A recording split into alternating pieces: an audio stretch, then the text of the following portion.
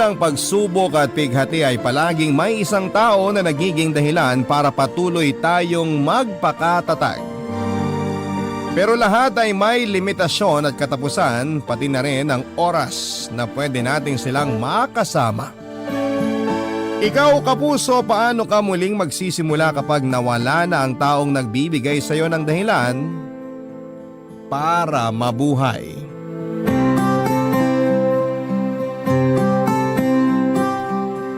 Dear Papa Dudut,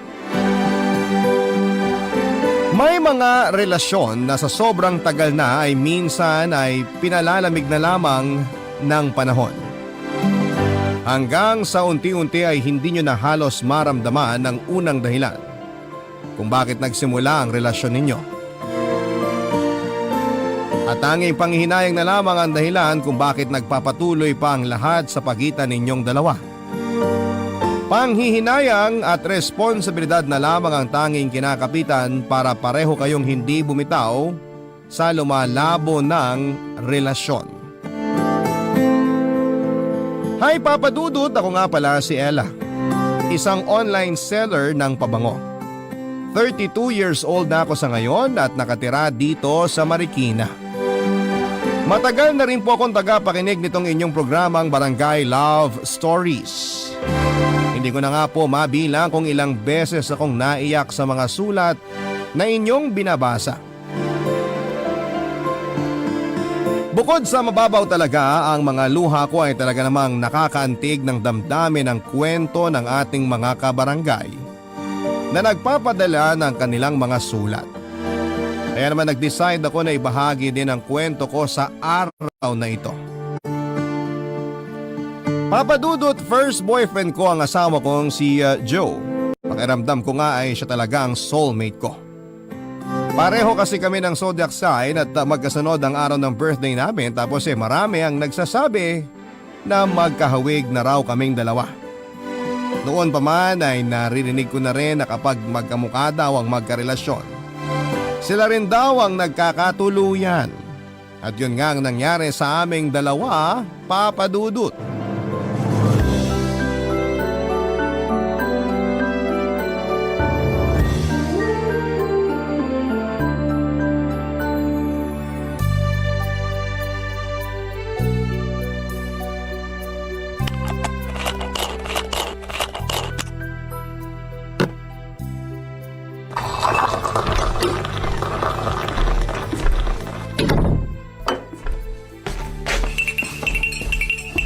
Mine, nagmerienda ka na ba?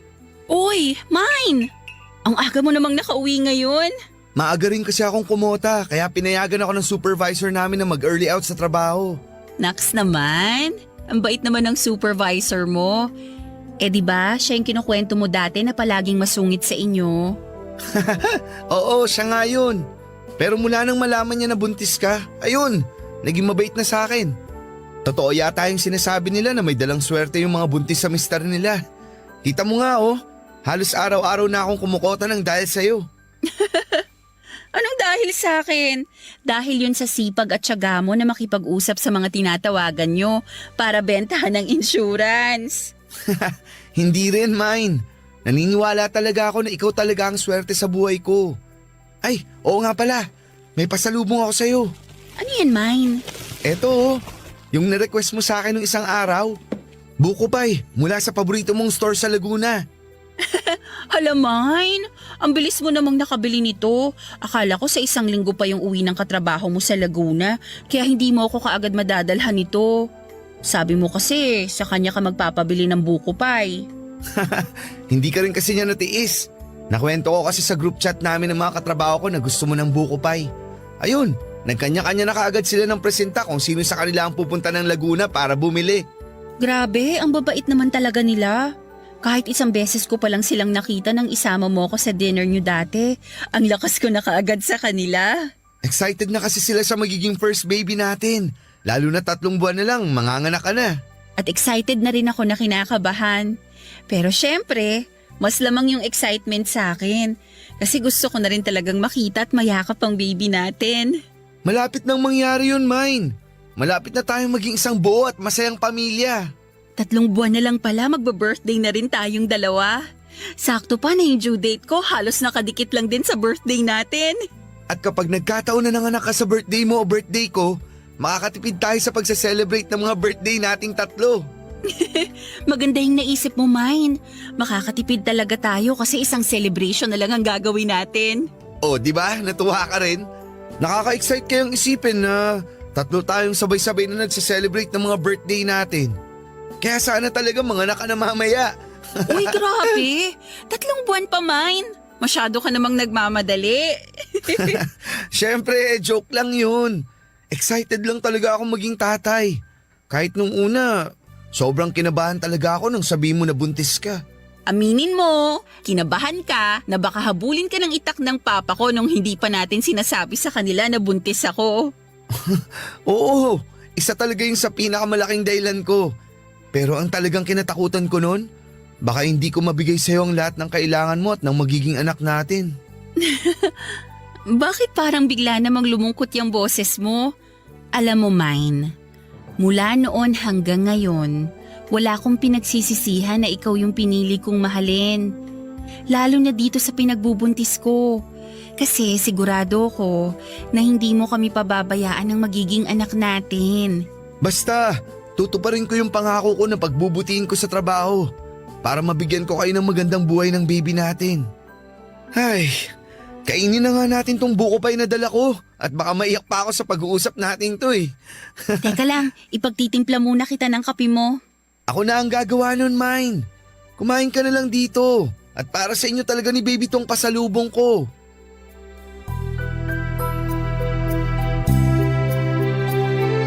Papa Dudut, nasa 2nd year college ako at 3rd year naman si Joe nang mabuntis niya ako.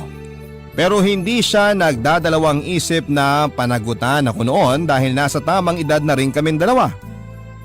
Nagkasundo mga magulang naming pareho na ipakasal na kami sa isa't isa na hindi namin tinutulan pa. Pareho ring may kaya ang pamilya namin at gusto sana nilang magpatuloy muna sa pag-aaral si Joe pero siya na rin ang nag-decide na huminto na lamang para magtrabaho. Kinuha naman kami ng malilipatang bahay ni na Daddy na mura lamang ang upa at binigyan nila ako ng puhunan para makapagsimula ng online business ko na pabango. Si Joe naman ay nakapasok din kaagad ng trabaho sa isang insurance company. Naging maayos ang unang mga buwan ng pagsasama namin bilang mag-asawa.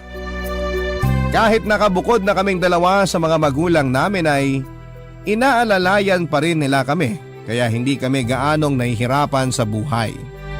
Hanggang sa maipanganak na nga namin ang anak ko sa mismong kaarawan ko. Iba pala talaga kapag may anak ka na, Papa Dudut. Kasi parang doon pa lamang talaga nag-uumpisa na nararamdaman namin ni Joe na kailangan na naming maging totoong responsable sa mga bawat kilos namin. Noong umpisa ay magaan pa kahit papaano ang lahat sa aming 3 ni Joe at ng anak naming si Maricel. Kaya lang habang lumalaki si Maricel at lumalaki rin ang mga gastusin, doon na nag-umpisa ang pagtatalo namin ng asawa ko. Tungkol sa mga gastusin, gawaing bahay, oras para kay Maricel at kung ano-ano pang bagay na minsan ay parang wala na masyadong sense na pagtalunan pa, Papa Dudut.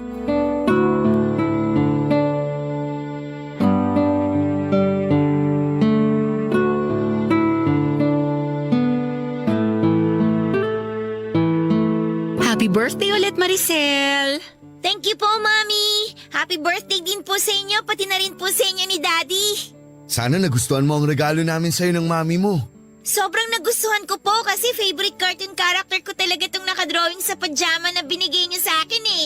Thank you po dito sa pajama na to, Daddy! Tapos may bago na naman po akong dodrawingan na sketch notebook na galing naman kay Mami. Alam ko kasi na hobby mo talaga na mag-drawing. Kaya yan kaagad ang naisipan kong ibigay sa'yo. Thank you po talaga sa inyo, Daddy! Sobrang saya ko po ngayong birthday celebration nating 3. Ang gaganda po ng mga regalo niyo sa akin, tapos ang sarap pa po ng mga niluto ni Mami. Siyempre naman, basta para sa baby ko, mas lalo kong sasarapan ng mga luto ko. Tsaka yun naman talaga ang gusto naming mangyari. Ang mag-enjoy ka sa special na araw na to, Maricel. I love you, Mommy. I love you, Daddy. Payakap nga po sa inyo. We love you, anak. Love you, anak. Oh, magpalit ka na muna ng damit mo, anak. At medyo pinagpawisan na tong suot mo. Medyo lumalalim na rin ang gabi kaya kailangan mo na ring magpahinga. Sige po, papasok po muna ako sa kwarto ko para makapagpalit po ako ng pantulog ko. Okay, sige anak. Mabuti naman na tumabot ka pa sa birthday celebration ng anak natin. Akala ko ba tapos na tayo sa topic na yan? Nagsorry na nga ako kanina, di ba? Hindi ko naman ginusto na medyo gabi ng uwi. Anong medyo gabihin? Alam mo ba kung anong oras ka na nakauwi dito sa bahay? Halos mag-aalas 9 na. Gusto ko na ngang mauna na kaming kumain ni Maricel kanina para hindi na siya mapuyat. Pero nakiusap lang siya na hintayin ka para sabay-sabay tayong hipan niyang kandila sa birthday cake na yan. Pero nagpaliwanag na nga ako kung bakit late na ako nakauwi. Masyadong mababa ang benta ng team namin kaya pare-pareho kaming kailangan na mag-overtime. Overtime! Wala na akong ibang narinig mula sa iyo kung hindi ang lecheng overtime mo. Ella, pwede bang wag mo akong simulan? Pagod ako sa trabaho O bakit? Ikaw lang ba ang pagod? Baka nakakalimutan mo na may negosyo rin akong inaasikaso kahit nandito lang ako sa bahay. At ako pa ang nagluto ng lahat ng pagkain nandyan sa lamesa na yan. Sinabi ko naman sa'yo na umorder na lang tayo ng mga pagkain, di ba? Tapos ngayon, isusumbat mo pa na napagod ka dahil sa pagluluto mo? Parang kasalanan ko pa na gusto kong makatipid tayo kaya nagluto na lang ako. Wow ha! Thank you sa pag-appreciate ng effort ko, Joe. Saka alam mo, dapat nga magpasalamat ka dahil kahit nakalimutan mong bumili ng regalo para sa anak natin, nagawang ko pa ng paraan. Wala ka na ngang oras para kay Maricel? Tapos pati ba naman pagbili ng regalo? Makakalimutan mo pa? Kailangan ba pati yan isusumbat mo pa sa akin? Alam mo naman na mula nang ma-promote ako sa trabaho, marami na akong bagay na nakakalimutan gawin. Pero huwag mo naman sanang kalimutan yung responsibilidad mo bilang asawa ko at tatay ng anak natin. Na-promote ka nga, pero hindi naman masyadong nadagdagan ng sinisweldo mo. Tapos parang halos kulang na lang, doon ka na sa opisina niyo tumira. Sa umpisa lang naman to kasi nag-a-adjust pa ako. Intindi mo naman sana yun. Mahigit kalahating taong ka ng supervisor. Hanggang kailan ba kami mag-a-adjust ni Maricel lang dahil lang sa promotion mo? Mommy, Daddy, nag-aaway po ba kayo? Maricel, kanina ka pa ba dyan? Mommy, bakit po kayo nagsisigawan? Galit po ba kayo na hinintay nating kumain si Daddy? Siyempre hindi. Masaya nga ako na sabay-sabay tayong nakapag-blow ng birthday candle na lagi nating ginagawa. Anak, hindi talaga kami nag-aaway ng mami mo. May pinagtatalunan lang kami pero maliit na bagay lang yon. O bakit pala hindi ka pa nagpapalit ng damit mo? Hindi ko po kasi makita yung paborito kong pantulog. O, sige, ako nang maghahanap nun. Halika, bumalik na tayo sa kwarto mo. Papadudot mula nga nang ma-promote sa trabaho si Joe ay nabawasan talaga ang oras niya para sa amin ni Maricel. Palagi siyang naka-overtime at nakikipag-unahan na makakota sa ibang supervisor sa opisina nila. Gusto niya kasing magpakitang gila sa ibang boss nila at ipakita na deserve niya ang promotion na natatanggap niya. Ayun nga lang, kami naman ni Maricel ang naapektuhan ng dahil doon. Dahil maraming bagay na siyang nakakalimutan na tungkol sa aming dalawa. Hindi na rin namin siya nakakasabay kumain ng hapunan. At hindi na kami nakapamamasyal na magkasamang tatlo. Nang ma-promote din siya sa trabaho ay kumuha siya ng hulugan na bahay na kaagad naming nalipatan.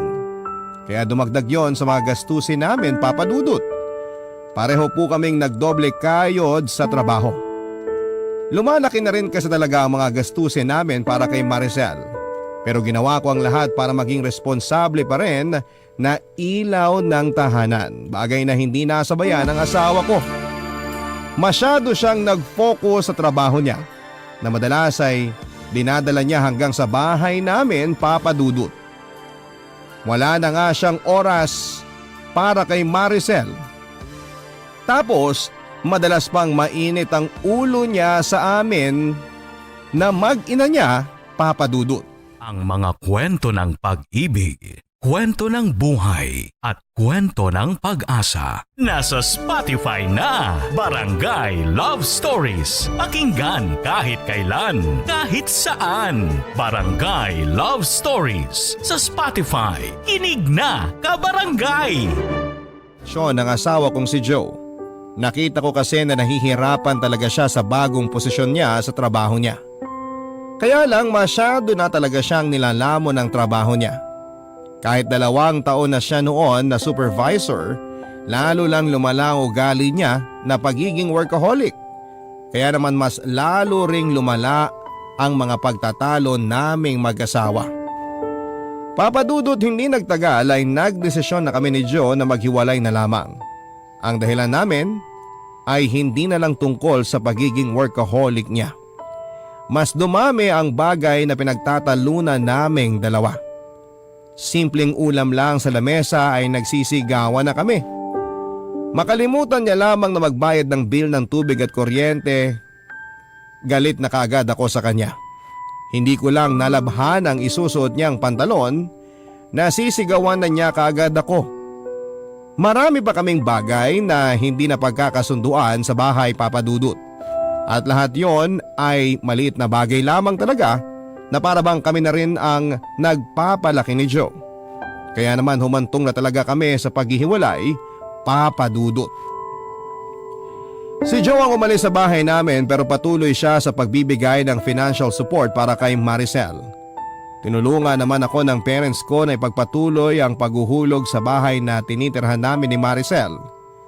At dahil matalinong bata ang anak ko, naiintindihan naman niya ang nangyayaring hiwalayan namin ng daddy niya. Ayun nga lang, habang tumatagal ay unti-unti rin siyang nahihirapan. Dahil lang kinalakhan niyang masayang pamilya ay bigla na lamang nawasak, Papadudot.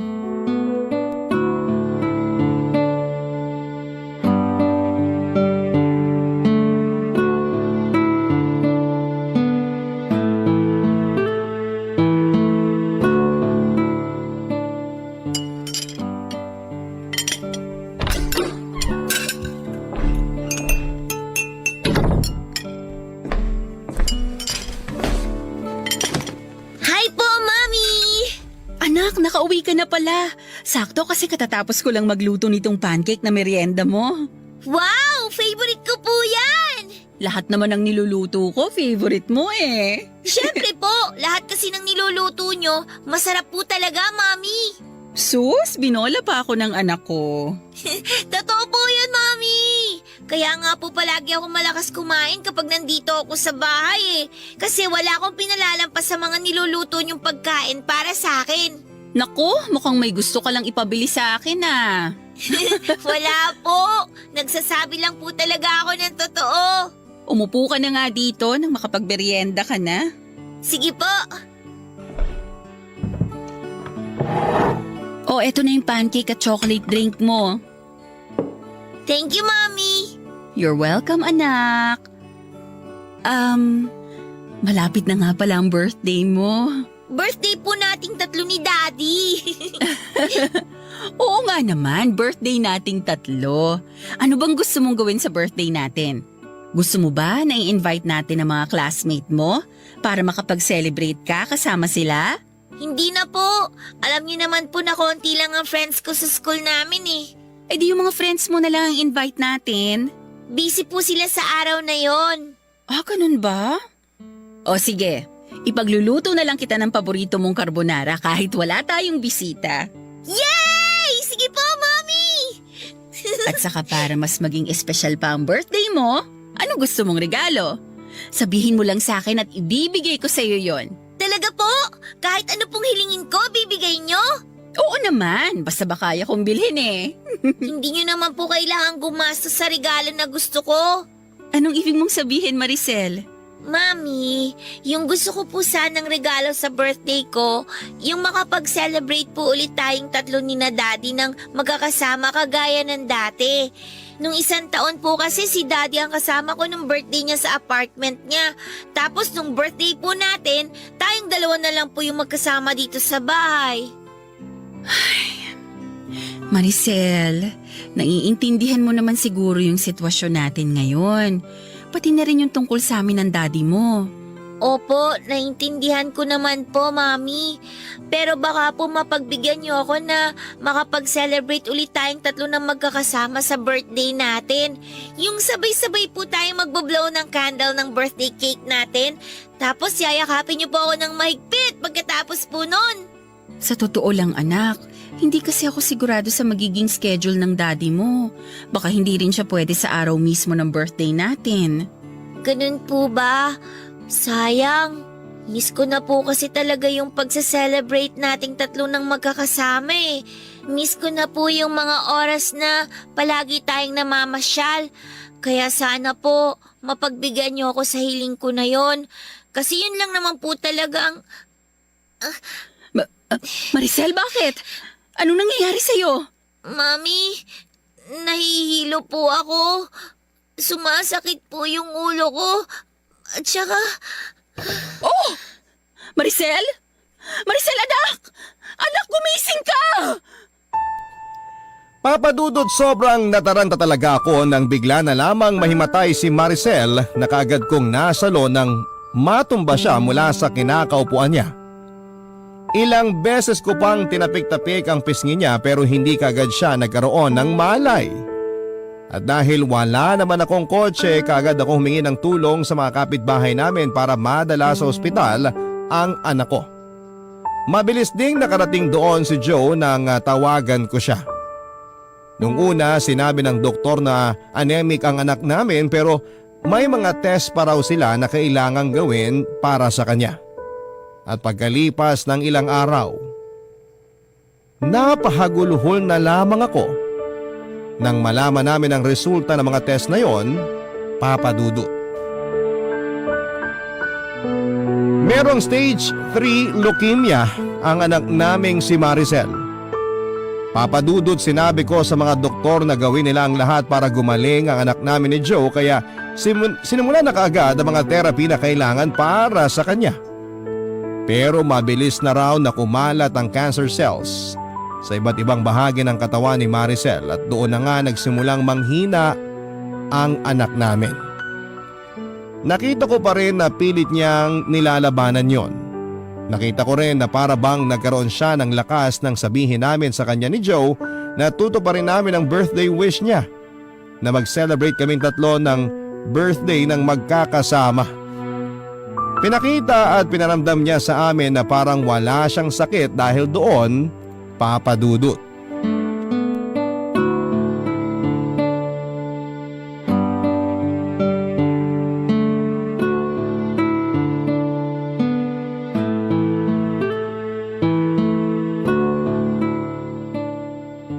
Oh Maricel, ready ka na bang hipa natin ng daddy mo ang candle dito sa birthday cake natin? Opo, Mami. Kanina pa po ako ready at excited na i-blow natin tong candle. Oh, ready na pala ang anak natin. Kaya hipan na natin to. Sige, 1, 2, 3!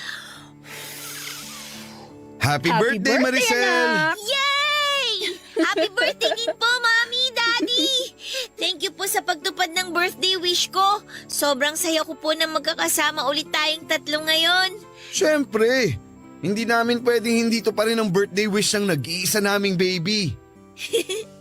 Daddy, hindi na po ako baby. 11 years old na po ako. Ah, big girl na pala tong baby namin. Sige nga, subukan ko nga kung big girl ka na talaga.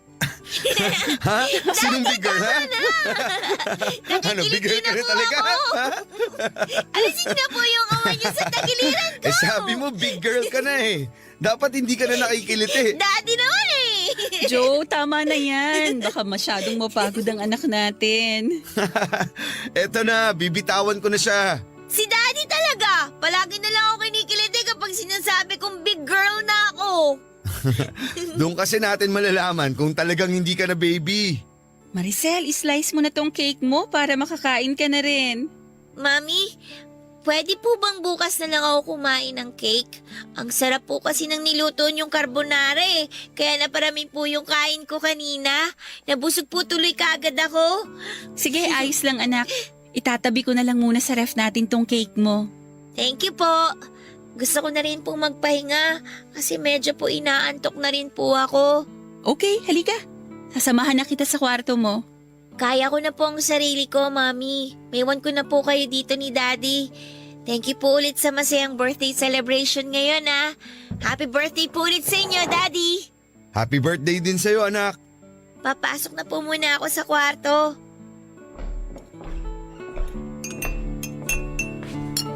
Baka pala hindi ako makasama sa chemotherapy ni Maricel sa Sabado.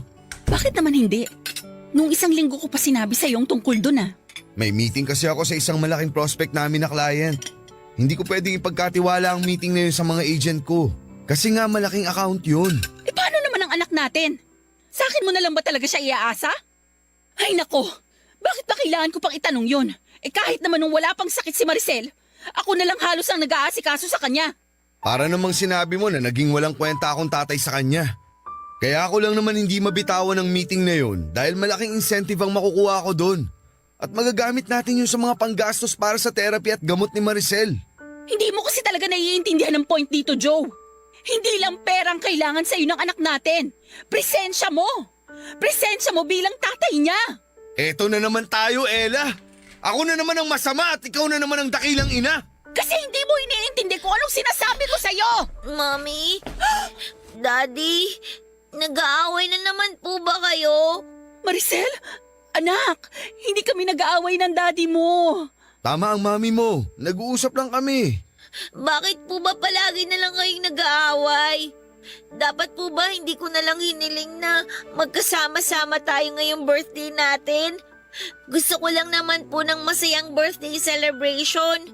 Gusto ko lang po na makasama kayong dalawa. Sobrang hirap po ba talagang ibigay yun sa akin? Sana po hindi nyo na lang pinilit na magkasama-sama tayo ngayon. Kung mag-aaway lang din po pala kayo ulit. Maricel! Maricel, sandali lang! Anak! Papadudot ilang minuto rin pong nagkulong si Maricel sa kwarto niya at umiyak bago niya kami pinagbuksan ni Joe ng pinto. Pareho naman kaming nagsorry sa kanya ni Joe at alam kasi namin na nasira namin ang dapat sana ay masayang birthday celebration naming tatlo. Nangako kami sa kanya na mamamasyal kami kinabukasan at hindi na muli pang mag-aaway. At dahil talagang mabait na bata si Maricel ay tinanggap naman niya ang sorry namin basta raw tutuparin namin ang pangako naming pamamasyal kinabukasan. Hindi ko na rin talaga maintindihan kung bakit gano'n na lamang kadali para sa amin ni Joe ang mag-away at magsigawan, Papa Dudut. Magsisimula sa simpleng pagkatalo na mauuwi sa walang katapusan na sumbatan. Para bang hindi na kami pwedeng magsama ng matagal sa iisang lugar nang hindi kami nagsisigawan. Kahit may usapan kami ng araw na yon na iwasan namin magtalo, ay nauwi pa rin sa sumbatan ang lahat sa aming dalawa. Mali yata talaga na kami ay magkasamang dalawa. Kabarangay, i-share mo ang iyong barangay love stories. Sabay-sabay nating pakinggan ang iyong kwento ng pag-ibig, buhay at pag-asa. Ipadala lang sa barangaylovestories@yahoo.com. Papadudot na tuloy ang pamamasyal naming tatlo nila Joe at Maricel at ng araw na yon ay tinupad namin ni Joe ang pangako namin na hindi kami mag-aaway. Hindi na lamang kami masyadong nagkikibuan para maiwasan namin na magtalo pa kami. Dahil ultimo sa kung saan kami kakain at mamamasyal ay muntik pa naming pag-awayan. Kung hindi pa nga nagsuggest si Maricel ng mga gusto niyang puntahan ay hindi kami hihinto ni Joe sa nag-uumpisa na naming pagtatalo. Pero sa buong araw na magkasama kami ay nakita ko na nag-enjoy si Maricel at kung gaano siya kasaya. Naramdaman ko na sobrang na-miss niya talaga ang makapamasyal kaming tatlo sa mga paborito niyang lugar at kainan. Papadudot na tuloy ang mga therapy ni Maricel at nakita ko kung paano siya naging matapang na labanan ng sakit na meron siya. Kahit gaano siya nasasaktan sa mga tinuturok sa kanyang gamot ay pinipigilan niya ang sarili niya na maiyak.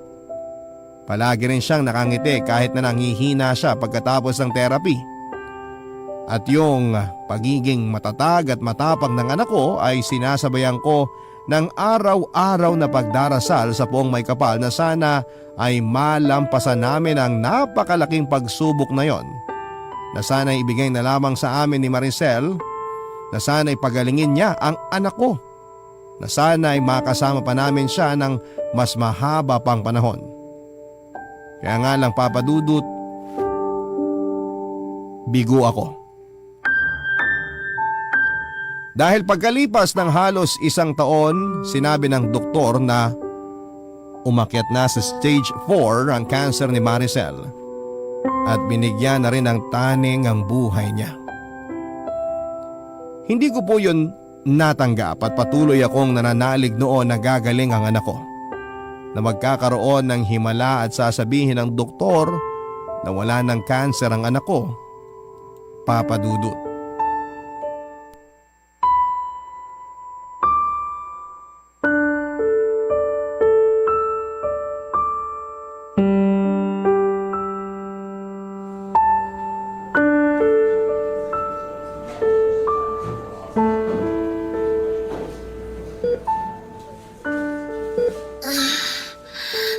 Mami, Anak, kising ka na pala.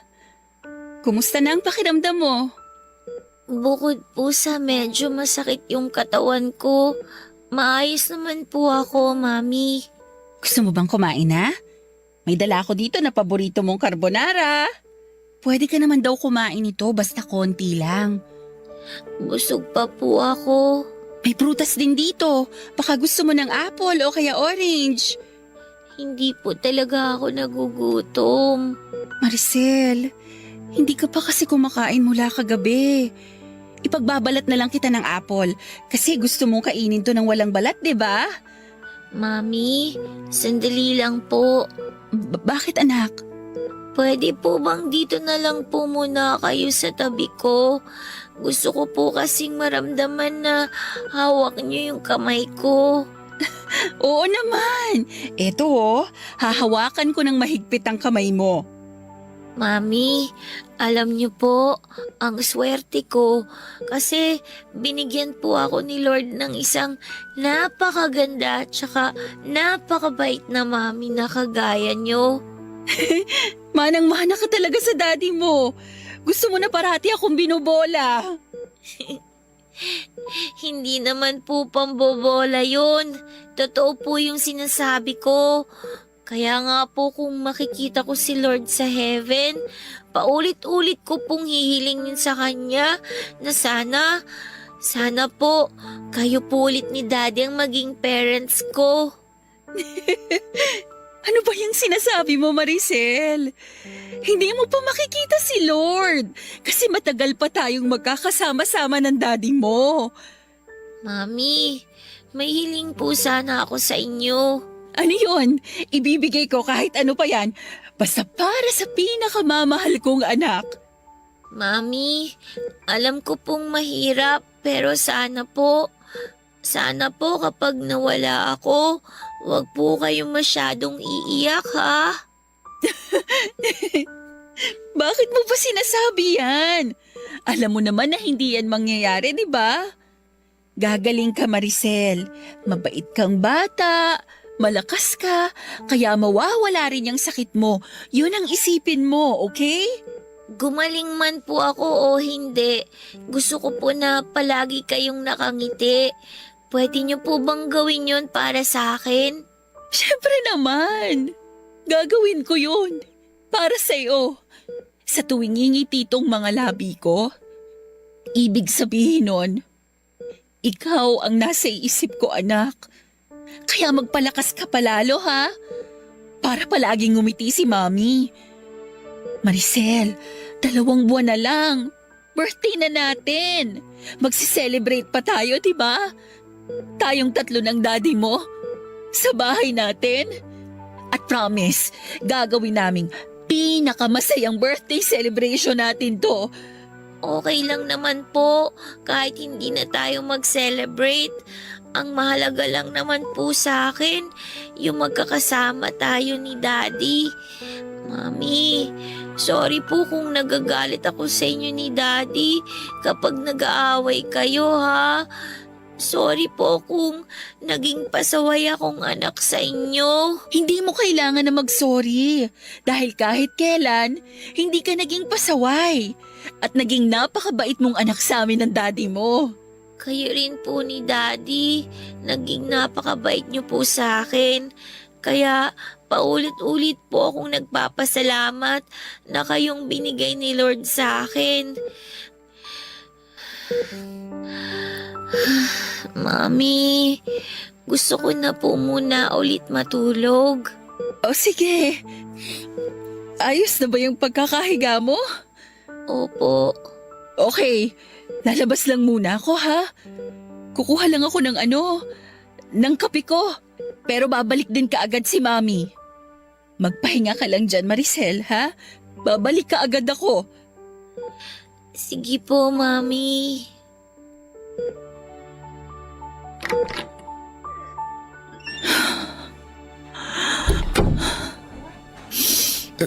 Ella, bakit ka umiiyak? Si Maricel kasi parang nagpapaalam na siya sa akin kanina. Malakas pa ang anak natin. Alam ko na makakasama pa natin siya ng mas matagal. Joe, hindi ko kayang mawala ang anak natin. Hindi ko kayang mawala si Maricel sa akin. Hindi ko kaya. Hindi ko kaya. Magpakatatag ka lang, Ella. Kailangan natin kayanin to, lalo na ngayon. Hindi tayo pwedeng makita ni Maricel na pinanghihinaan ng loob. Kailangan niya tayong dalawa ngayon. Kaya please, alam ko na may hirap pero kailangan nating katagan ng loob natin para kay Maricel.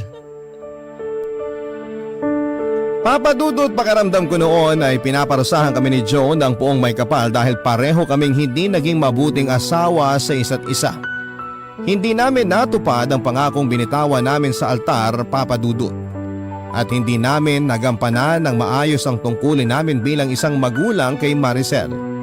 Kaya bilang kaparusahan ay tinakda niya na kunin ang maagang anak namin. Alam ko na mali ang bagay na tumatakbo noon sa isipan ko pero hindi ko yon mapigilan talaga. Ang naisip ko rin noon, Papadudot, ay bakit naman kailangan na si Maricel pa ang makaranas ng ganong sakit? Bakit kailangan na siyang magkaroon ng malubhang karamdaman at bakit hindi na lamang ako? Kasi handa naman akong akuin ang lahat. Huwag lamang masaktan ang anak namin ni Joe. Mas mababawasan siguro ang kirot na nararamdaman ko noon kung sakaling hindi ko nakikitang naghihirap ang anak ko. Kaya nga lang, Papadudot, hindi sa akin ibinigay ang sakit na yon. Hindi ako yung tinaningan ng doktor na mawawala na sa mundong ito. Hanggang sa dumating nga ang oras na kinakatakutan ko. Ang pagpanaw ni Maricel isang buwan bago ang aming birthday. Sobrang sakit noon kasi umasa pa ako na muli kaming magkakasama-sama sa araw ng birthday namin. Nangako ko sa kanya ng isang napakasayang birthday celebration. Magluluto ako ng paborito niyang pagkain, bibigyan ko siya ng maraming regalo at hihipa namin ng sabay ang kandila sa paborito niyang birthday cake. Isang pangako yon na tinupad ko pa rin kahit ako na lamang mag-isa sa bahay, Papadudot.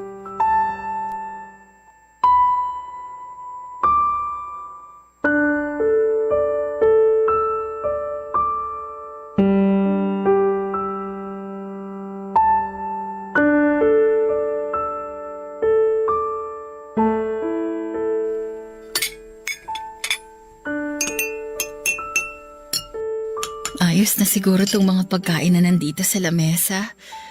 May carbonara, fried chicken, buko salad, at saka strawberry ice cream. Sigurado ako na magugustuhan lahat to ni Maricel. Anak, nakikita mo ba tong mga inihanda ko para sa birthday nating dalawa? Lahat to paborito mo. Kaya ako nandito ka lang. Sigurado ako na sobrang matutuwa ka. Maricel, miss na miss ka na ni Mami. Payakap naman oh. Yakapin mo naman ako kahit sa panaginip ko lang. Miss na kita. Sobra. Ella? Ella, gising ka pa ba? Si Joe yun ah. Bakit pa siya pumunta dito sa bahay ng ganitong oras? Ay, pagbuksan ko na nga siya ng pinto.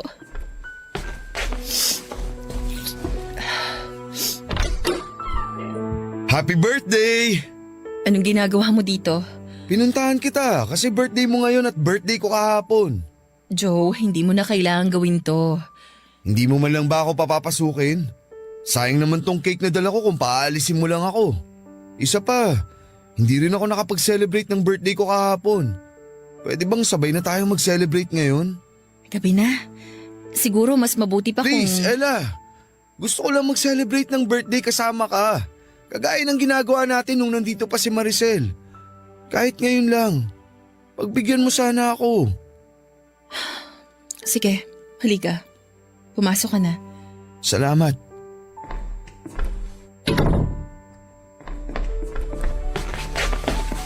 Oh, naganda ka rin pala dito ng mga pagkain. Ikaw ba ang nagluto ng mga to? Oo. Paborito lahat to ni Maricel. Lalo na tong creamy carbonara mo. Sigurado ako na kung nandito lang siya, mabubusog na naman kaagad yun. Ay, eto nga pala yung cake. Ilalabas ko na sa kawan para maisama dito sa mga inihanda mong pagkain. Sige, salamat. Ayan. Ayos! Kompleto na tong handa para sa birthday celebration nating tatlo ni Maricel. Teka lang, parang may kulang pa pala. Anong ginagawa mo? Sisindihan ko tong kandila dito sa cake natin. Hindi mo naman na kailangan gawin yan, Joe. Hindi kompleto ang birthday celebration na to kung hindi natin sabay hihipan ng kandila na nandito sa ibabaw ng cake. Pero wala na nga si Maricel. Hindi mo pa talaga yun naiintindihan? Wala nang dahilan. Para sindihan mo pa yung kandila na yan dahil wala na rin ang anak ko para hipan yan, Joe. Anak natin, Ella. Pareho nating anak si Maricel. Kaya pareho tayong nawalan dito. Huwag mo naman sanang sarilinin ang sakit. Ako naman kasi talaga yung may kasalanan. Dapat nung una pa lang, napansin ko na kaagad yung pagiging matamlay at sakitin niya. Naakala ko normal lang para sa edad niya. Dapat, nakita ko kaagad yung mga pasa sa katawan niya. Dapat hindi ko siya pinabayaan. At kung ginawa ko lang yung tungkulin ko bilang nanay niya, siguro hindi siya nawala sa atin. Kaya kasalanan ko to, Joe. Kasalanan ko kung bakit nawala ang anak natin. May kasalanan din ako. Kasi nawalan ako ng oras para sa inyong dalawa. Alam ko naman, Ella, na ako talaga ang punot dulo kung bakit tayo naghiwalay. Dahil hinayaan ko na sirain ng trabaho ko ang pamilya natin. Nagpalhamon ako sa karir at pera ko. Pero kahit ano palang pagsusumikap ang gawin ko sa trabaho, hindi rin nun maibibigay ang totoong kaligayahan ko. Kasi hindi na iligtas ng perang pinagpaguran ko ang buhay ng anak natin. Joe!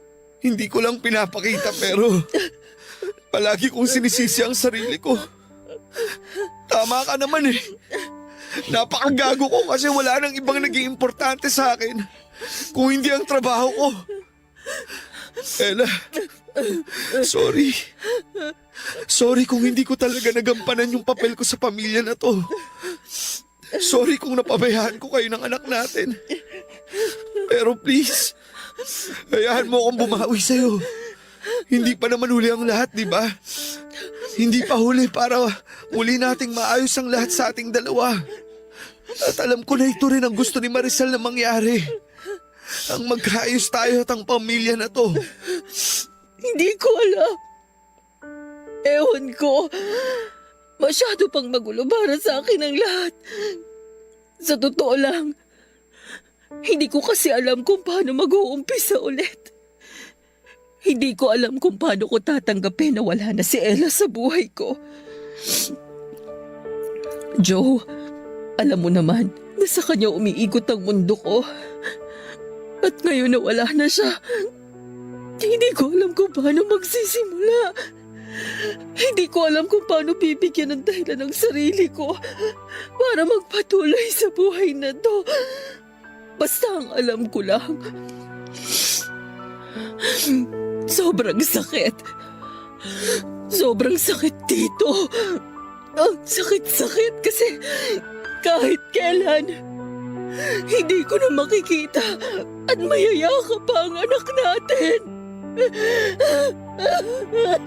Papa Dudut, hindi ko talaga alam kung paano muling magsisimula nang hindi nakasama si Maricel. Sa lumipas na halos 12 taon, sa kanya ko na pinaikot ang mundo ko. Mula sa pagising sa umaga hanggang sa pagtulog sa gabi, kaya hirap na hirap ako na patakbuhin ang oras ko nang wala na siya sa bahay o sa bahay ko. Halos hindi ko na rin natutukan pa ang online business ko at madalas din na nasa bahay ang mga magulang ko, pero tinataboy ko lang sila at sinasabi ko na kaya ko ang sarili ko. Sila ang tumutulong sa akin noon para sa mga bayarin ko na napabayaan ko na. Pinayuhan din nila ako na mas mabuti raw kung ibenta ko na lamang ang bahay na tinitirhan ko para mabilis ako makapag-move on, bagay na hindi ko sinang-ayunan. Dahil nasa bahay na yon ang ilan sa mga pinakamagagandang ala-ala namin na magkasama ni Maricel. Gabi-gabi at araw-araw po akong umiiyak sa iba't ibang sulok ng bahay, Papa Dudut.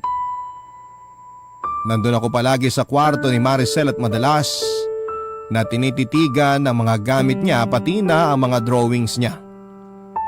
Minsan din ay niyayakap ko ang mga damit niya o kaya ay ang una niya sa kama.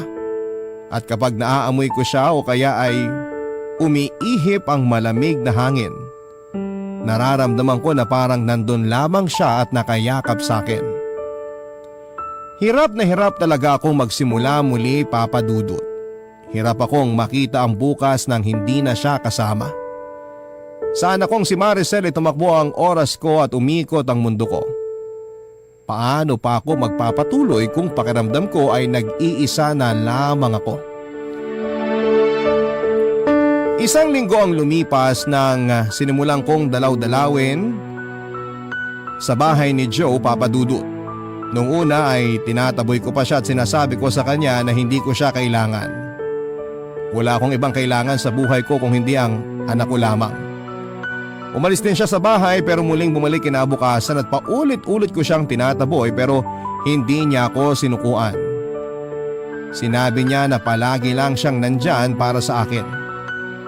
Sila na mga taong nagmamahal sa akin. Sinabi niya rin na kailangan kong magpakatatag hindi lamang para sa sarili ko kung hindi para na rin kay Maricel. Sigurado raw siya na nalulungkot ang anak namin kasi nakikita niyang patuloy akong nahihirapan sa pagkawala niya. Hanggang sa hindi ko na nga napigilan ang sarili ko na maiyak sa kanya. Tama naman kasi si Joe sa lahat ng mga sinabi niya. Mas lalo ko lang pinahihirapan ang anak naming si Maricel kung patuloy akong magkukulong sa kalungkutan. Papa Dudut, nagkabalikan din po kami ni Joe hindi lamang dahil sa awa kung hindi dahil sa mas naiintindihan na namin ang isa't isa. Sa pagkawala ng anak namin ay pareho kaming maraming na-realize ng asawa ko. Ang relasyon ay hindi natatapos sa pagtupad ng isang obligasyon, kung hindi sa pagpapakita at pagpaparamdam ng walang katapusang pagmamahal sa gitna ng mga pagsubok na dumarating sa ating buhay. Maraming salamat po sa pagpili at pagbabasa ng sulat ko, Papa Dudut, at sa mga kagaya ko na minsang nawala ng minamahal sa buhay. Piliin nating maging matatag. Totoong madali itong sabihin at mahirap gawin. Pero palagi na lang nating isipin na para makausad tayo mula sa kalungkutan ay kailangan natin ng isang may mga tao pa rin na natitira para magbigay sa atin ng lakas at magparamdam ng kanilang pagmamahal. Ang inyong forever kapuso at kabarangay, Ella. Barangay Love Stories.